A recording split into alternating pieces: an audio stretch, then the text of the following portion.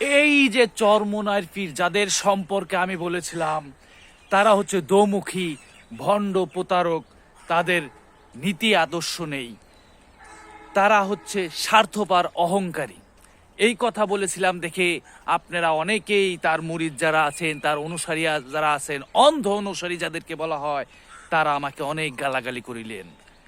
মূল বিষয় হচ্ছে আপনারা একটু বিবেচনা করে দেখেন, এই যে তারা এখন যে অ্যালাউন্স করেছিল, যে ঐক্যবদ্ধ ইসলামী দলগুলো করতেছিল, সেই ঐক্যের ভিতর থেকে আলাদা হয়ে যাইতে চাইতেছে।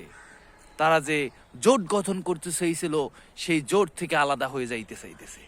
এতে করে কি হবে? ইসলামের স্বার্থ রক্ষা হবে? বলেন আপনারা, আপনাদের বিবেকের কাছে প্রশ্ন করেন। এতে করে কি সত্যিকারের অর্থেই পীর সাহেব যে বলছিল আমাদের কোনো ক্ষমতার লোভ নাই, আমাদের কোনো আসনের সংখ্যার লোভ নাই, আমরা চাই ইসলাম বিজয়ী হোক, দেশ বিজয়ী হোক, দেশ ভালো থাকুক, এটা কি ঠিক থাকলো? এটা কি দুমুখী আচরণ হইল না? সে এক মুখে বলতেছে আমরা ক্ষমতা লোভী না, আর এক জায়গা বলতেছে তাদের সিট সংখ্যা কম হয়ে গেছে দেখে তারা এই অ্যালাউন্স থেকে বের হয়ে যাইতেছে, এই জোটের ভিতরে তারা থাকবে না। জামায়াত ইসলাম বাংলাদেশের সবচেয়ে আওয়ামী লীগের থেকেও পুরাতন দল, সম্ভবত, হ্যাঁ, আওয়ামী লীগের থেকেও পুরাতন দল জামায়াতে ইসলাম। সেই জামায়াতে ইসলাম আজ যখন বিএনপির সাথে ঐক্যবদ্ধ করছিল বা জোট গঠন করছিল, কয়টা করে সিট দিত জামাত ইসলামকে বিএনপি? 20টা, 25টা, 30টার বেশি হয়তো আমার মনে হয়, জানা নাই যে দেয় নেই। আজকে আপনারা জীবনে একটা সিট পান নাই, এত বছর ধরে রাজনীতি কইরা। সেই জায়গা আপনাদেরকে 50টা দেওয়ার কথা বলছিল, এনসিপি যুক্ত হওয়ার কারণে হয়তো আপনাদের কিছু সিট সাইডে দেওয়ার কথা বলছে, হয়তো বা কিছু ভুল ত্রুটি সবার ভিতরেই থাকতে পারে।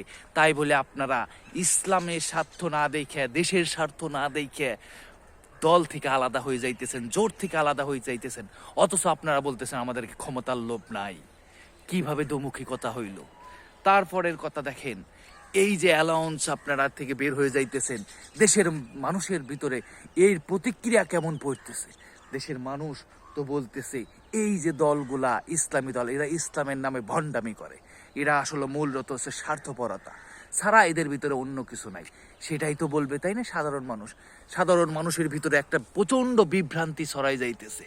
কিভাবে ছড়াই যেতেছে যে আজ তারা মনে মনে যে ভাবনা তৈরি করছিল যে আমরা এবার ইসলামকে বিজয়ী করবো, ইসলামী দলকে ভোট দেবো, যখনই আপনি অ্যালাউন্স থেকে আলাদা হয়ে যাবেন, তখন আপনি যেরকম ক্ষতিগ্রস্ত হইবেন, জামাত ইসলামও সেই রকম ক্ষতিগ্রস্ত হবে, দেশের মানুষ ক্ষতিগ্রস্ত হবে।